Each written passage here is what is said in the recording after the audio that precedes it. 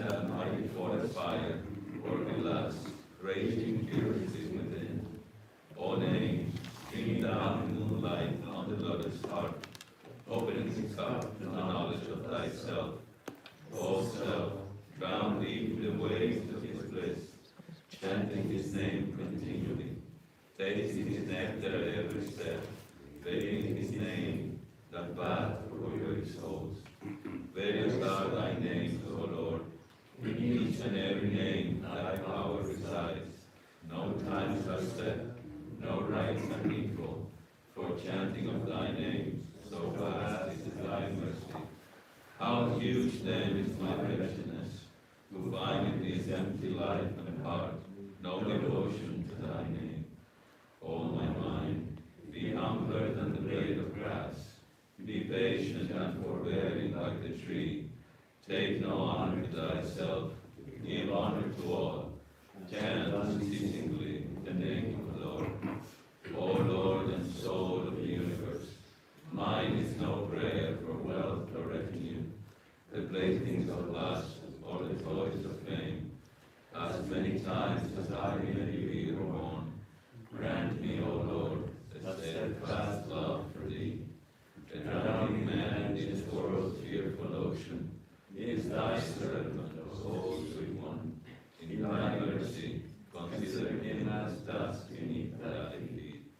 Ah, how I long for the day when an instant separation from thee, O Govinda, will be as 1,000 years, when my heart burns away with its desire, and the world without thee is a heartless void. Prostrate at thy feet, let me be in unwavering devotion, neither imploring the embrace of thine arms, nor bewailing the withdrawal of thy presence. Though it tears my soul asunder, O thou, who seest the hearts of thy devotees, do with me what thou wilt, for thou art my heart's beloved, thou and thou alone.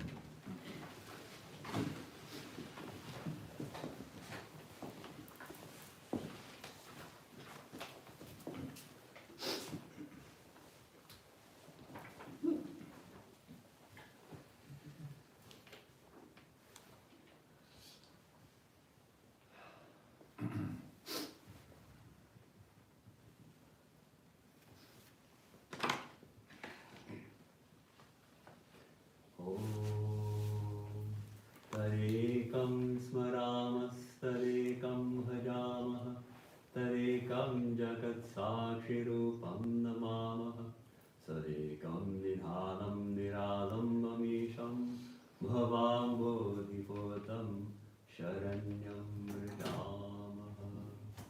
Om Shanti Shanti Shanti. On that alone do we meditate. To that alone do we worship. To that alone, the witness of the universe, do we bow. To that one who is our sole eternal support, the self-existent Lord, the raft to safety across the ocean of this world, do we come for refuge. Om, peace, peace, peace. Good morning. Good morning. Wonderful to be here and to recognize some of you peeking out from behind your masks. And today our topic is our friend death. How could it be our friend? Death is the enemy, isn't it? Are we always fighting against death? How can death be our friend? This is the Halloween topic, of course, and tonight is the night when people all across America will don costumes, especially kids, scary costumes, witches and goblins and ghosts, and now all kinds of other costumes too, and go around from house to house and beg candy from the owners of the proprietors of the house, and I have to confess I have mixed feelings about the holiday of Halloween. I don't know how. I know Swami Mahayogananda loves it. Yes. But this is why. as a child, it was really exciting. And there was a lot of creativity. We would make our own costumes, and it was so exciting to go out at night and see the other kids and go house to house. And of course, there was the candy aspect too. We loved the candy. And there's a lot of fun, the creative ways that people make spooky decorations in their homes. And I remember making a really spooky, one year I would come to the door just when the doorbell would ring. I was a little old, too old to go out for trick-or-treating, but not too old to have fun. And I would get a candelabra with burning candles, and as soon as the doorbell rang, I would turn on at full volume the Bach's Passacaglia, that organ. Da-da-da-da-da-da-da. It's really kind of spooky music, and then the lights would be out, and they'd come out with the candelabra.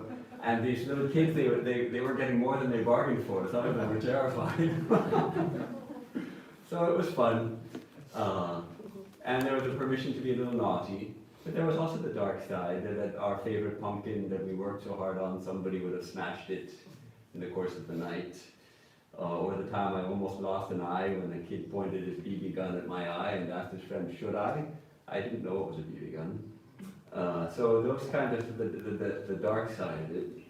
And then the time that I was dressed up as a robber with a cap gun, and just as we rang the doorbell of one home, I fired the gun, and this little old lady, in terror, opened the door a crack and put some candy in our bags, and I felt so bad that we scared the little old lady. That was not the intention. So, this is the thing.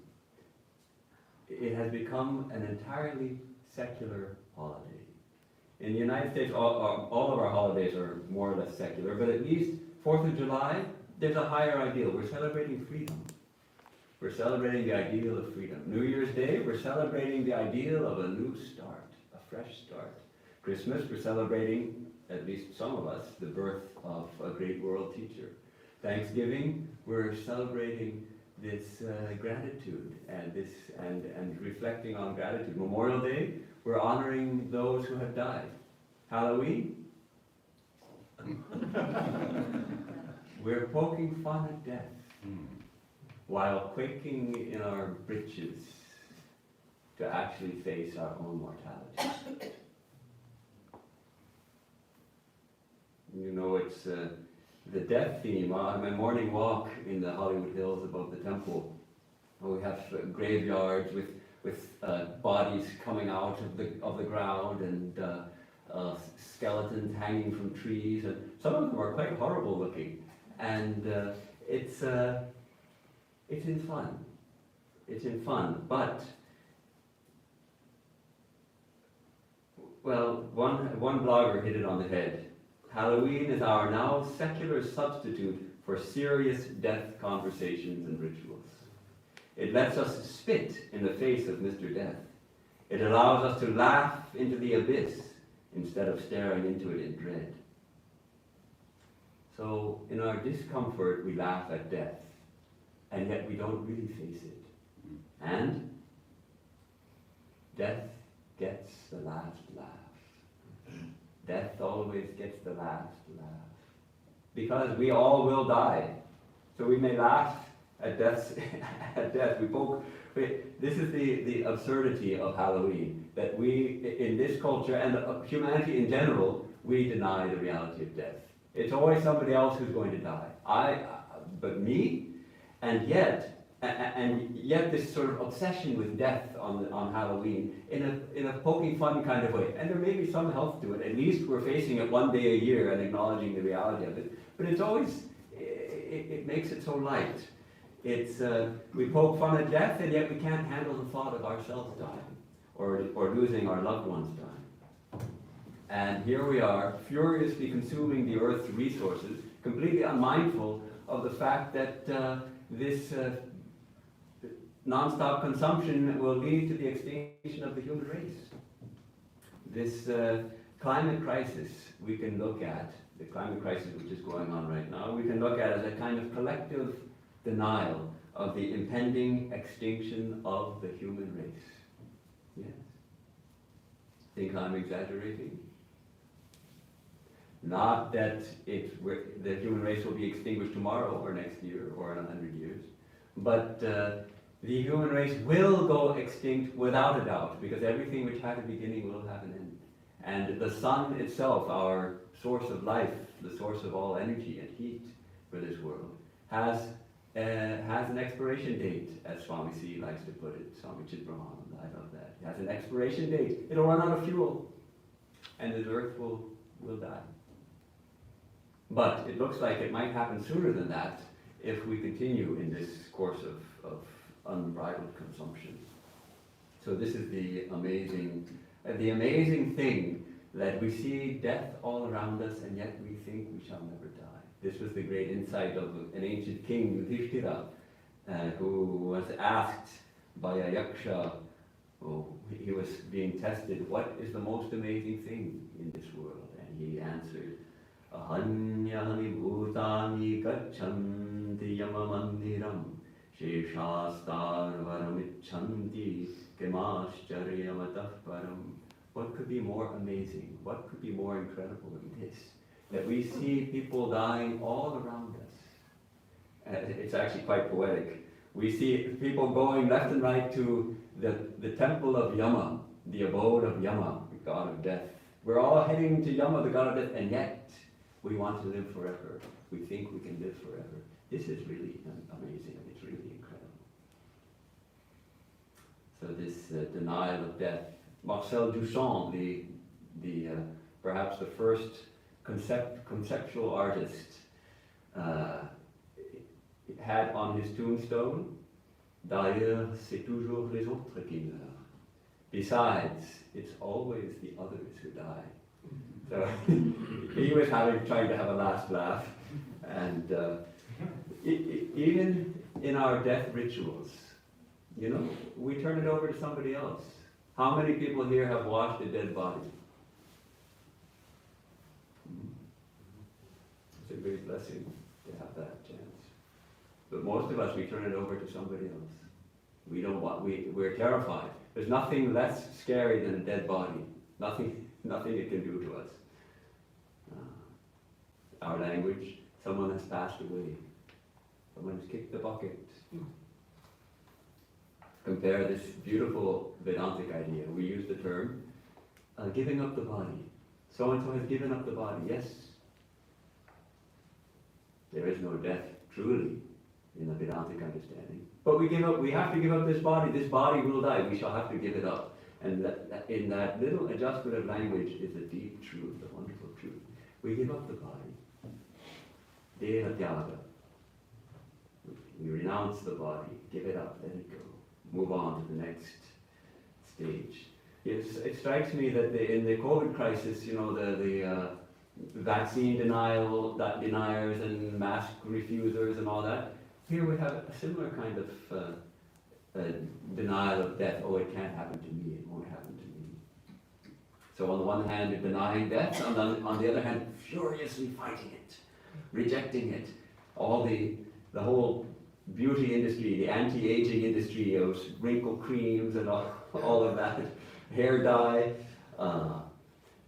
medical establishment. Doctors are trained to fight death. Death is the enemy of the doctor.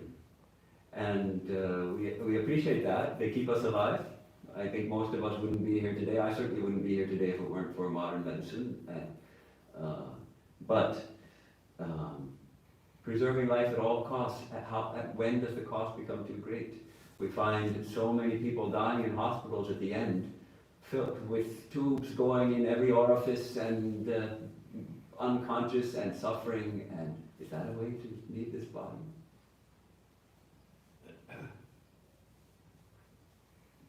Well, let's look a little bit at the roots of Halloween. It's actually has its roots in a more noble endeavor. It originates in a Celtic ritual called Samhain, and all I know is what I read about it on the internet. So I'll read what the Washington Post said about it. It's a New Year celebration held in the fall, a sort of seasonal acknowledgement of the annual change from a season of life to one of death. the winter being a season of death. The Celts used Samhain celebrations to settle debts, thin their herds of livestock, and appease the spirits, the kind of preparations one might make if one is genuinely unsure whether one will survive the winter. So it was actually an acknowledgement of death. I recognize that the death is a possibility for me. Let me settle my debts before I go. And then when Christianity came to Ireland, as all invading religions do, they take over the native celebrations and make them their own. And so it became, November 1st became All Saints' Day, and November 2nd All Souls' Day, where we remember the departed and we honor them. We honor the saints, the holy people who have gone before us, and our ancestors. And the night before that was the evening, the hallowed evening before All Saints' Day. Hallowed evening, Halloween. It's where the term Halloween comes from.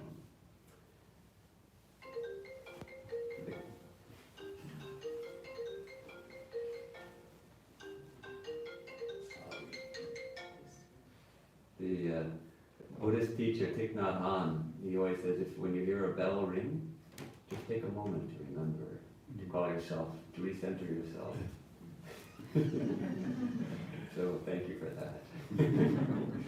Candy came into the picture apparently only in the 1940s in this country, when the Halloween became a kind of excuse for hooligans to party and to riot, and it became a kind of a bribe. Don't damage our house, don't vandalize our house. That's where the trick or treat tradition came from.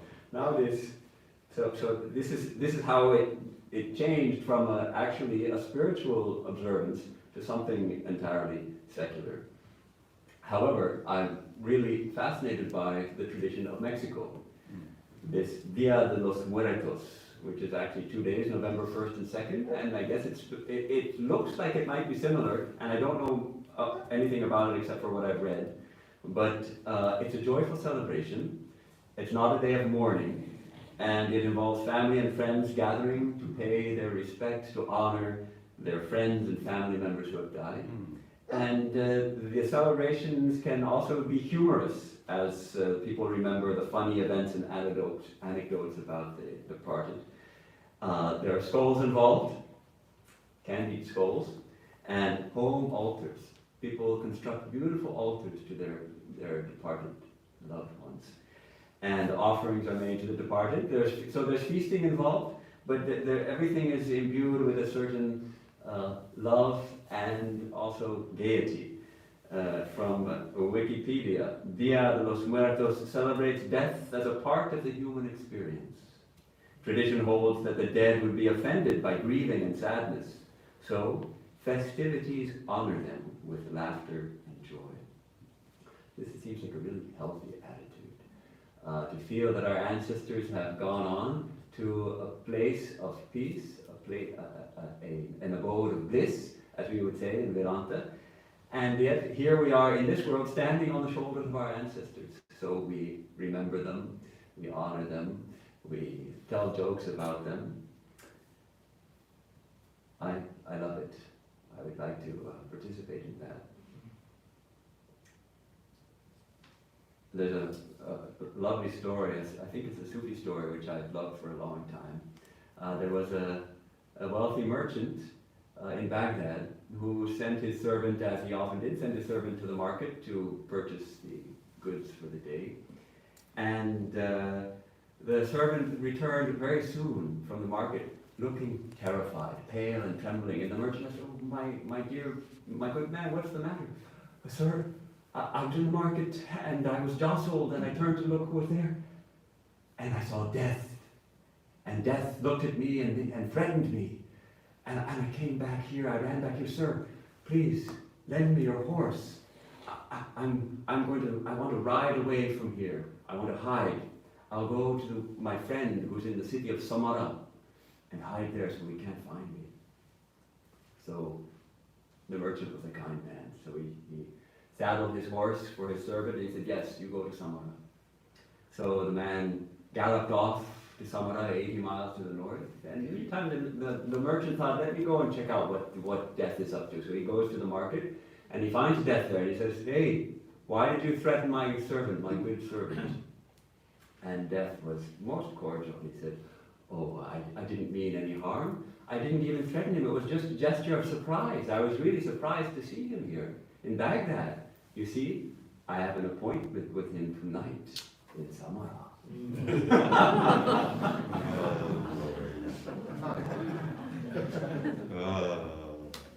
We can't escape death. We want to flee. We want to escape, but we can't escape. Swami Vivekananda, I'll have to read these lines from Swami Vivekananda. So powerful. Then there is the tremendous fact of death. The whole world is going towards death. Everything dies. All our progress, our vanities, our reforms, our luxuries, our wealth, our knowledge, have that one end, death. That is all that is certain. Cities come and go. Empires rise and fall. Planets break into pieces and crumble into dust to be blown about by the atmospheres of other planets. Thus it has been going on from time without beginning. Death is the end of everything. Death is the end of life, of beauty, of wealth, of power, of virtue too. Saints die and sinners die, kings die and beggars die. They are all going to death. Well, let's not get too glum about it. What would happen if instead of running from death, we could accept it, make friends with it, even embrace it, gently embrace this fact of our own mortality? It is possible. When we add Vedanta to it, then it becomes possible. When we remember, what is it that dies? Who is it that dies? Death is a part of life. We have this idea of the pairs of opposites. Where there is hot, we also have cold. Where there is joy, there is also sadness in this world of duality. Where there is pleasure, there is also pain. Where there is life, where there is birth, there is also death. That which has a beginning will have an end. And Sri Ramakrishna also reminds us that we should constantly remember death. We should always keep our own death in mind. Does that mean that we live in fear of that day, in dread? I think that almost paradoxically, it is when we can really accept our death that we can really begin to live. That we can really begin to live. Why is that? If we can really embrace our own death, our own demise of this physical form and some of the attributes of it, then we have really nothing else to fear. If we don't fear our own death, what do we have to fear? The coward, it is said, dies 1,000 deaths, but the hero dies only once. If we can really accept our death, then we're no longer afraid of it. Then what is there to be afraid of? Many people are terrified of public speaking.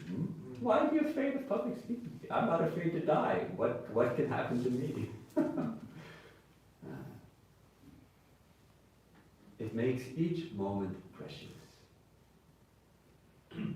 If tomorrow is not promised, if tomorrow I may die, then this moment is exquisitely precious. And this moment I'm spending with all of you here right now is a very precious moment. A moment in which we can experience our common divinity. Usually we live in our dreams and our regrets. Our dreams for the future and our regrets over the past. That's where we live. But now is the only time. If we can truly accept our death, know that in accepting impermanence, we become awake to this moment, which is always here, always here. And if we can really accept our death, then it's easier to let go of the stuff that we get entangled in. You know, we all appreciate the ideal of detachment, and we really recognize and honor the great monks who are real renunciates, who give up everything, and our gurus. We see the level of detachment they have. I asked Swami Swahanandaji once here in his room, I asked him, Swami, you always seem so, how do you remain so detached from everything? How? Because he wouldn't get excited about the things that we were troubled about and all the problems of running a Vedanta society. There are a lot of problems running a Vedanta society, you might be surprised to know. And he wouldn't get affected by those at all. So I asked him, how do you remain so detached and calm? And he said, you see, we have one foot in the grave.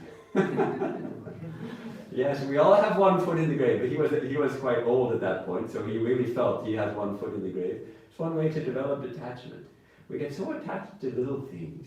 Should the toilet paper go over or under? And apparently married couples have big fights about that, about whether it should go over or under. Detachment. What does it matter whether it goes over or under? We're lucky that there's some toilet paper there. Under. Huh? Nothing. Under. No, over.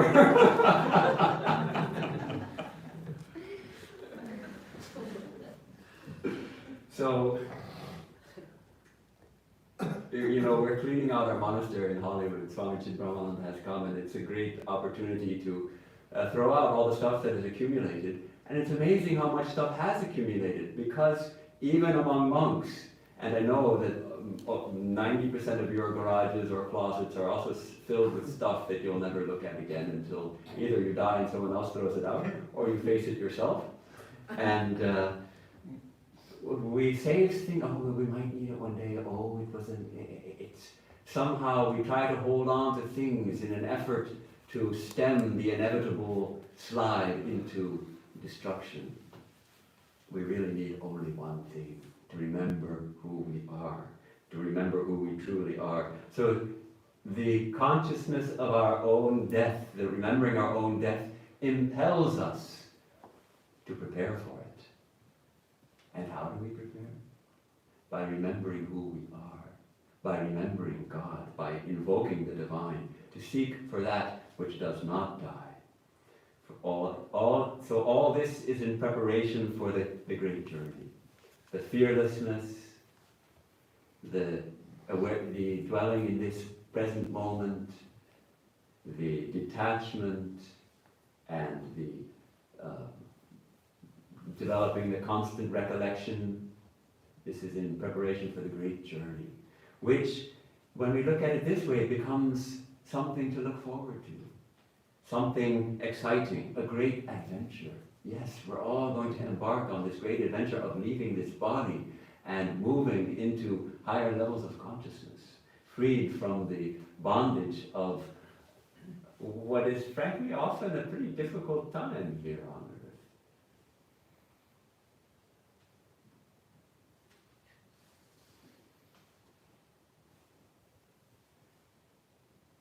We should always, I always like to at least read one or two verses of the Upanishads. And one of my favorites, and certainly Swami Vivekananda's favorite Upanishad, was the Katha Upanishad, in which the young boy Nachiketa, full of faith in truth and in God, he goes to Yama, he visits Yama, the god of death, and asks him all about what's the truth. And he makes these beautiful observations, Yama does, in the course of his teaching.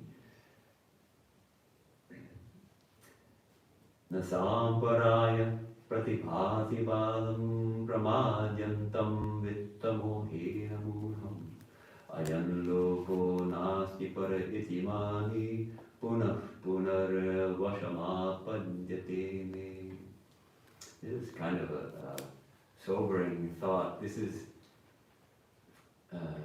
Yama speaking. He says, those people who are devoid of discernment, who are deluded by their attraction for wealth, for this world, who think this world alone exists, there is no other. What happens to those people? They never realize the truth. And they come again and again under my sway. They come again and again into my grasp. In other words, they die again and again. That's our tradition, of course, in Vedanta, that we don't have it's not a one birth theory, it's a many births theory. And again we come back, and again we die and fall into the clutches of Yama. But Ashabdamasparishma rupamavyayam tatharasam nityamadandhavachayat anadyanantam mahatah param dhruvam nichayatam mrityumukhat pramuchyate. Yama is describing the indescribable, that true infinite reality which is our own self. That which is soundless, intangible, formless, undecaying, tasteless. That means it means that it can't be tasted, eternal and can't be smelled. Having realized that which is without beginning or end, beyond the great and unchanging, one is freed from the jaws of death. I love that line. Mrityu mukhat. Mrityu mukhat pramuchyate. From the jaws of death, we are freed. Death is coming to grind us up between his terrible teeth. We are freed from that. Because the only thing death can chew is our physical bodies. Well, perhaps some of you are well familiar with the story of the king Parikshita, the grandson of Arjuna. He was a great king. He was the king of Hastinapura. And he went on a hunting expedition one day, and he was really tired out, and he came to the ashram of a sage. And he was hungry and thirsty, and naturally, ordinarily when you come to an ashram, what happens? You're welcomed, you're offered something to eat and something to drink. Well, he found a sage there, deep in meditation. And the sage wasn't coming out of meditation, and Parikshit, he was hungry, he got irritated, and he got angry. He was a king after all, he still had his king ego. And the sage did not come out of his meditation, and I guess the king thought he's faking. So he got furious. What did he do? He found a dead snake, and he took his bow, put the snake and draped it around the neck of the sage, who was still meditating, and he left angry. Came back to the kingdom and the palace, and gradually he started feeling guilty for what he had done. Meanwhile, the son of the sage found out about it and was livid, and he cursed Parikshita that he will die in 7 days from a snake bite. 7 days he will die. Now the sage, when he came out of his meditation and found out what his son had done, he was also mortified, because he was not affected by anger like that. But these sages, and even sages' sons, as the tradition goes, they were so dedicated to truth that whatever they say must come to pass. So a curse uttered like that could not be retracted, and it was bound to come to pass. But here's the very fascinating thing: what happened with the king? He was unfazed. He realized, my time has come. What a blessing to have 7 days to prepare. I have 7 whole days. He installed his son on the throne, gave up his kingdom, gave up everything, went to the bank of the Ganges, the holy river Ganga, and began to fast.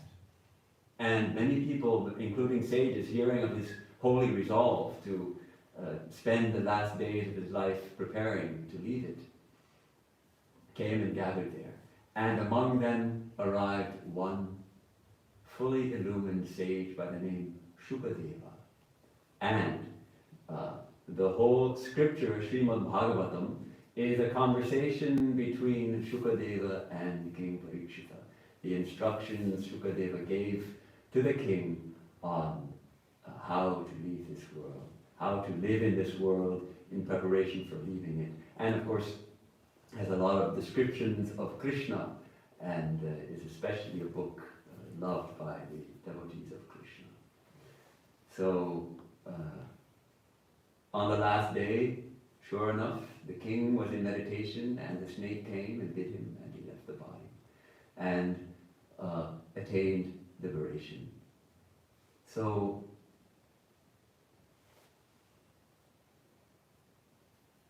some of us get this kind of diagnosis, no? Maybe we get cancer or some other incurable disease and the doctors tell us, well, I'm sorry, you have 6 months to live, or you have 3 months to live. But for the rest of us, we're fine. We'll live pretty much forever. Some point. Actually, to be alive is to have this expiration date. We don't know. It might be tomorrow. We could die from an accident leaving this place. There could be an earthquake in 5 minutes and the beams could come down and crush some of us. Yes. So, why wait to prepare for death? Why wait for that curse that we know we have 7 days? Perhaps we have only 7 days. Why wait? It's like a journey, you know, when we make a big journey, say we're going to go to India, for instance, my destination of choice. It takes a lot of planning. I have to save up funds to buy a ticket and pack my bags and plan where I'm going to go and make sure that people know I'm coming and get a reservation, get a ticket, have everything planned. Got to get, at this point, COVID test and all those kind of things. And this final journey that we're going to take, leaving this body, you know what? We already have the ticket. Our ticket is already booked in our name, only we don't know what the date is. But shouldn't we pack our bags? Shouldn't we pack our bags for the journey?